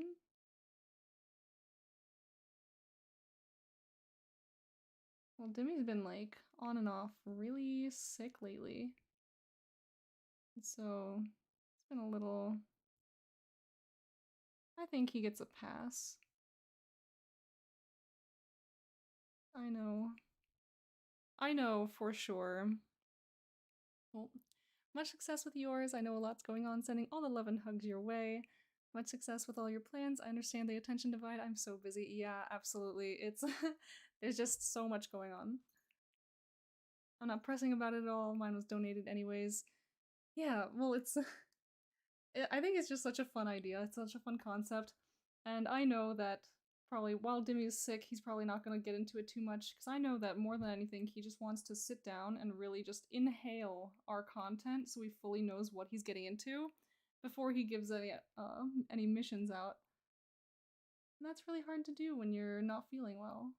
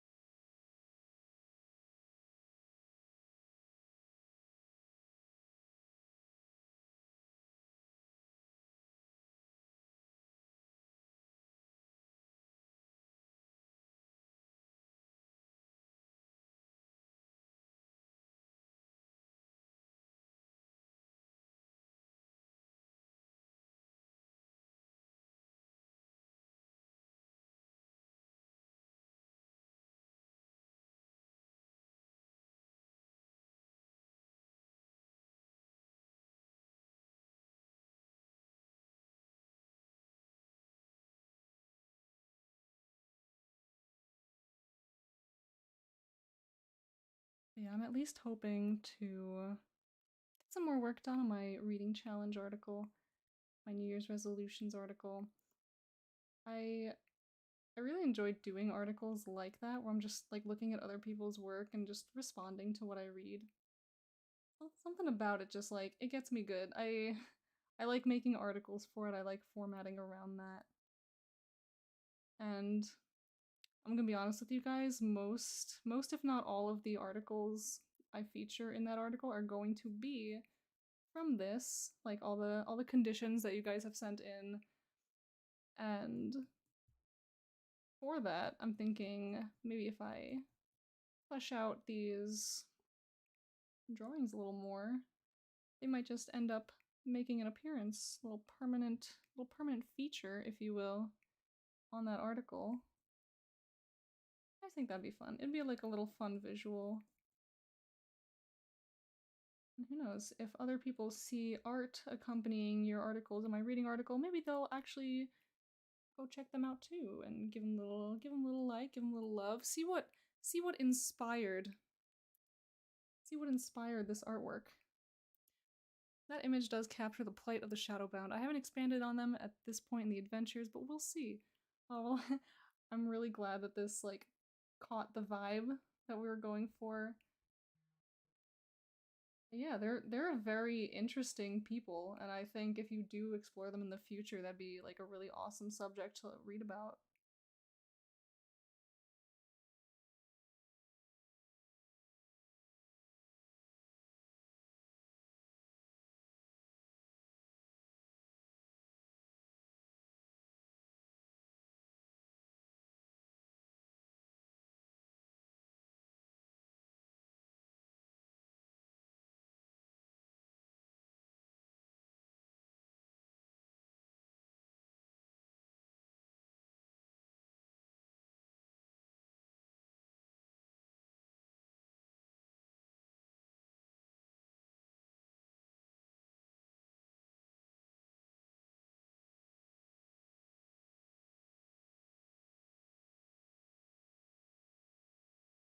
like that. Don't look quite right.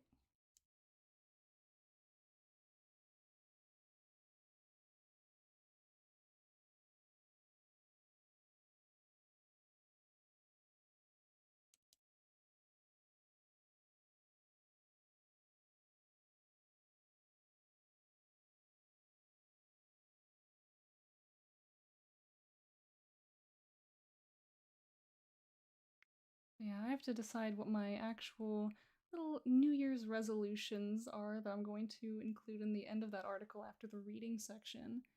I guess I'm putting mine before because there's gonna be a lot of articles on my list. Um, I think like one of my New Year's resolutions this year was going to be to start actually streaming like I said I would like 2 years ago. Um, and look, here I am, I'm actually doing it. I'm gonna be honest, every single time I've hit that go live button on Streamlabs, I've just been so stricken with anxiety. Like, oh, I hope this goes well. I hope that people who tune in are gonna have like actual fun, that they're gonna enjoy watching. But then every single time I come out of this, and especially like you Anvilites are just, you're so nice to me. You're so kind. I pop into the chats after the stream and you're like, oh, you come in like, oh, you know, I was having kind of a bad day, but I just finished Line's awesome stream, and I'm just, oh, stop. Stop being so nice to me. I'm not used to this. I'm not used to, like, positive attention.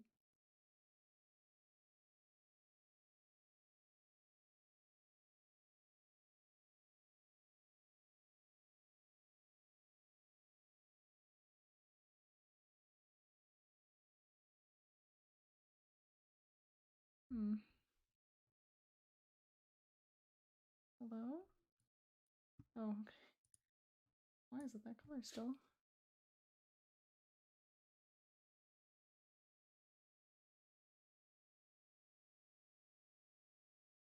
Great.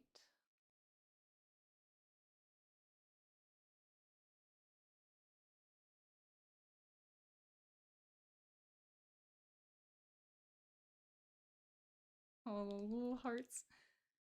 Yeah, so here we are. Little plight of the Shadowbound. I imagine I would also be very upset if I got really sick and then found out that I just couldn't make art anymore.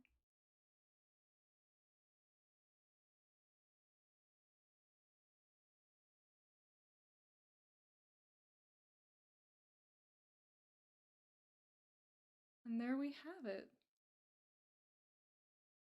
The final art of the evening. Oh, and we have 10 minutes left on the clock.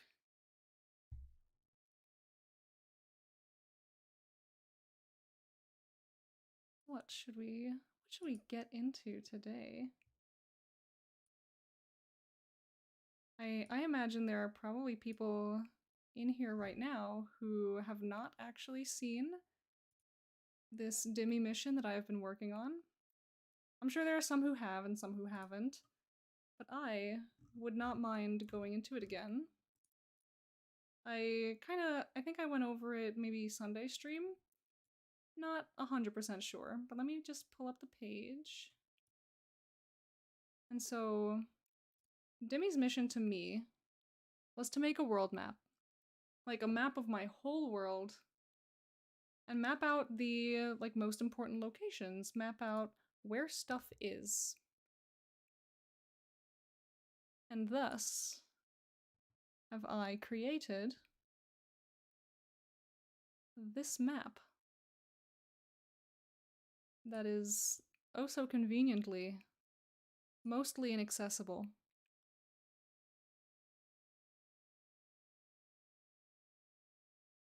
But it is a whole world map.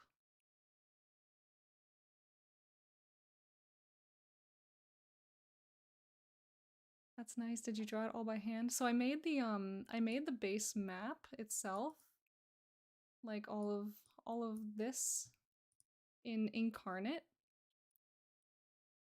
So I did like hand carve it at the very least. But then I took it through a whole bunch of like editing stages in Photoshop.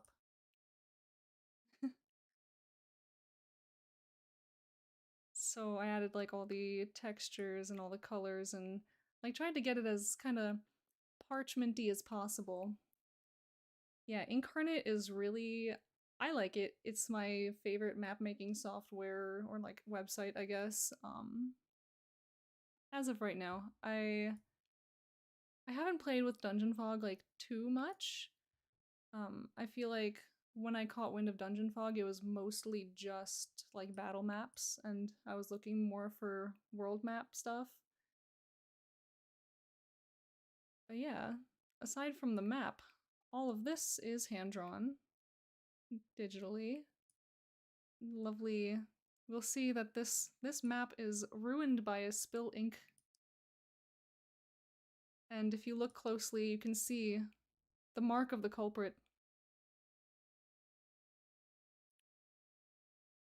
And again I say, there is no universe in which cats do not cause problems. It doesn't matter if it's real life or fantasy. I dare say even sci-fi. You combine cats and things that can be knocked over, they will be knocked over.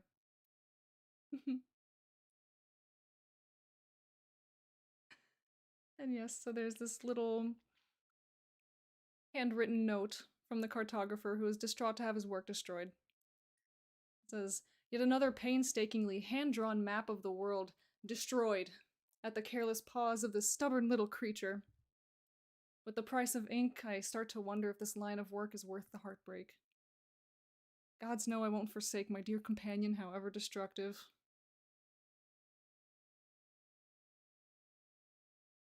So yeah, this guy's he's a little upset. He's having a bad time.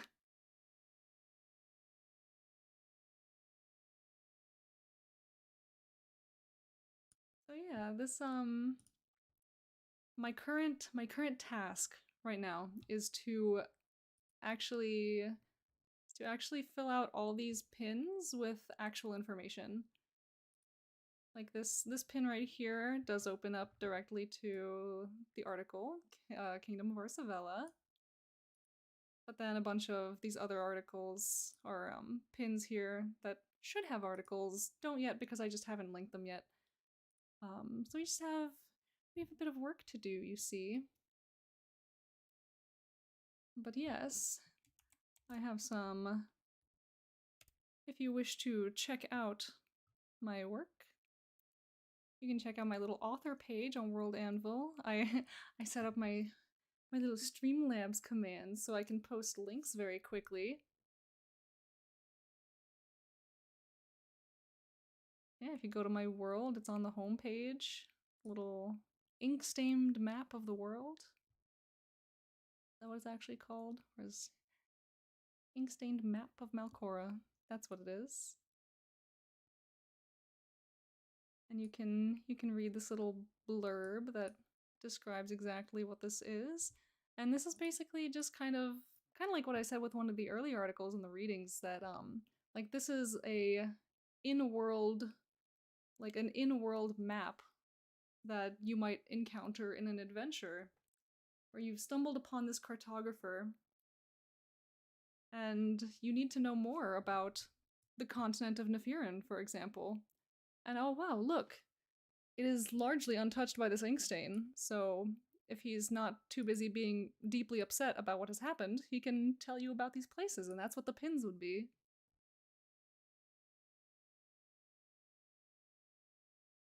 So yeah, I've been having fun with this. And I think that's kind of the goal, right? Is just find this thing that is kind of lacking in your world. Oh, I now regret not submitting a condition article. Your sketches for each are very cool. Well, Now you know. If if ever I community sponsor again, I'm probably going to do something very similar.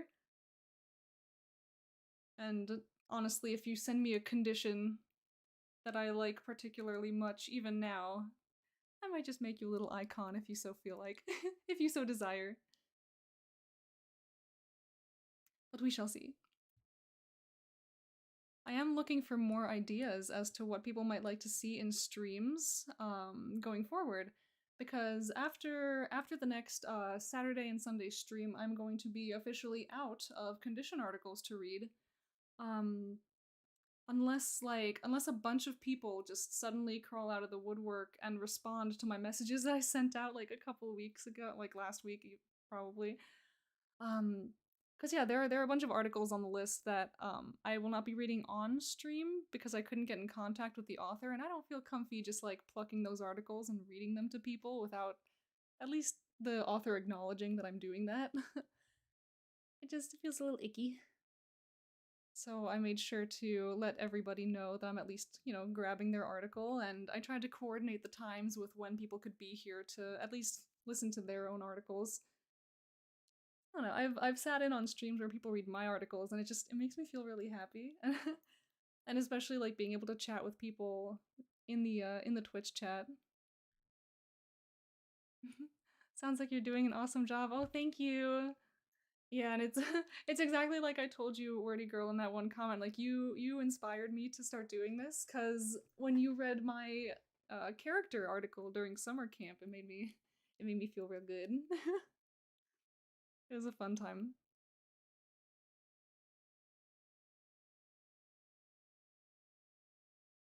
But yeah, I'm just I'll be on the hunt for more ideas for what to stream, what to do. Um yeah. I would love to read more articles. I would love to do more stuff like this.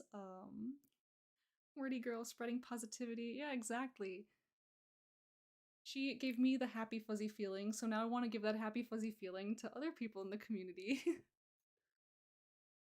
Because this community is just full of so many wonderful people, and like I really wanted to reach out to every single person who submitted anything to this, because like even like there are a lot of writers on this site that are absolutely fantastic.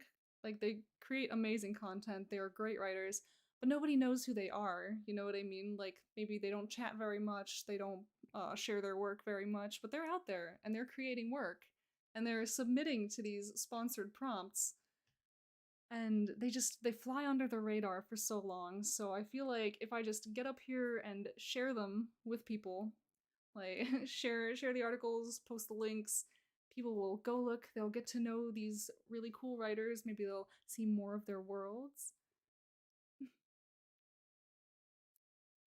Honored to have been an inspiration. You have a wonderful setup, and I like how you're drawing art for each condition.